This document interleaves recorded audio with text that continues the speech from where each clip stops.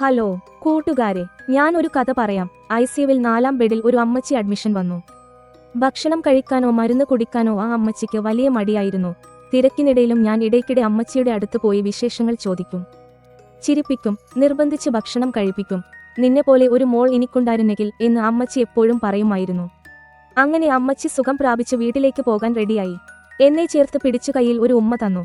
എന്റെ കയ്യിൽ തരാൻ ഒന്നുമില്ലല്ലോ മോളെ, നീ എന്നും എന്റെ മനസ്സിൽ കാണുമെന്ന് പറഞ്ഞു.